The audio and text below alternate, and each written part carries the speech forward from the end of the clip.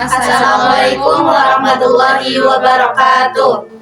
Perkenalkan, nama saya Ali Kamil Hasnan di absen 2. Perkenalkan, nama saya Rahma Dwi Aulia Putri, absen 30.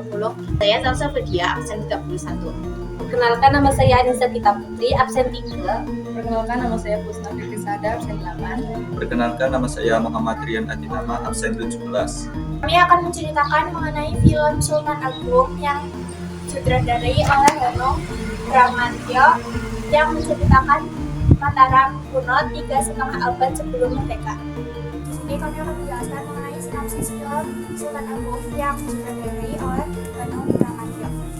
Film ini menceritakan mengenai Mataram kuno 3,5 abad sebelum kemerdekaan, yang mana lebih spesifik menceritakan mengenai Sultan Agung atau Raden Mas Rangsang, yaitu putra dari istri kedua Sultan kedua Mataram, yaitu Ratu Diah Permawati. Semasa Rangsang masih berusia 10 tahun, ayahnya menyekolahkannya di Padepokan Jejeran yang dimulai oleh Ki Jejer. Singkat cerita, pada tahun 1613 tersiar kabar bahwa ayah dari Raden Mas Rangsang, yaitu Prabu Hanyakrawati, meninggal dunia, sehingga pihak istana segera mencari pengganti dari sang raja. Semasa hidupnya, sang raja berpesan agar putranya yang bernama Raden Mas Rangsang naik takhta dengan gelar Sultan Agung Hanyakrawati. Film ini juga menampilkan sisi humanis dari Sultan Agung, termasuk kisah cintanya dengan Boyong, sosok wanita yang menjadi cinta sejatinya. Di sini kami akan membacakan tokoh-tokoh dalam film Sultan Agung.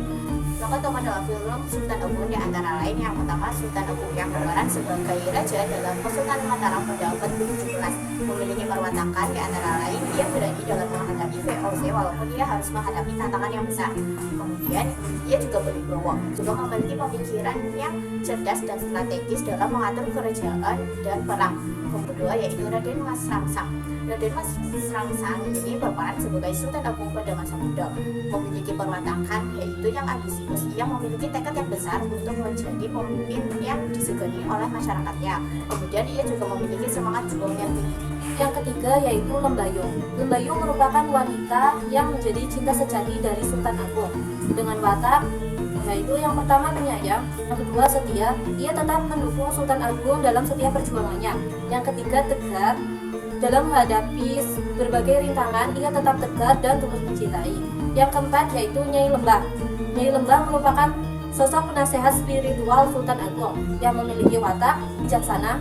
Ia memberikan nasihat kepada Sultan Agung dalam membantu Sultan Agung dalam mengambil keputusan. Dan tokoh selanjutnya yang kelima adalah Jebenjong yang merupakan gubernur jenderal VOC yang menjadi musuh utama dari Sultan Agung. Dia memiliki perwatakan licik karena ia memanfaatkan strategi politik dan perdagangan untuk menguasai wilayah Nusantara.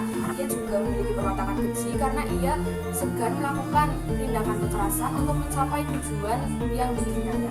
Tokoh selanjutnya adalah Ratu Hatang yang merupakan ibunda dari Sultan Agung. Ia memiliki perwatakan penuh kasih, membimbing, mendorong Sultan Agung dalam menjalankan kepemimpinannya. Film ini juga menghadirkan tokoh-tokoh lain seperti para panglima dan pejabat kerajaan yang masing-masing memiliki sifat khas seperti kesetiaan, keberanian, dan kecerdasan yang membantu Sultan Agung dalam menjalankan kepemimpinannya. Saya absen 13. Ada beberapa pesan yang dapat diambil, yaitu yang pertama, cinta tanah air di atas segalanya. Sultan Agung menunjukkan bahwa menjaga kedaulatan dan kemerdekaan bangsa adalah tanggung jawab utama seorang pemimpin, bahkan jika harus mengorbankan kepentingan pribadi.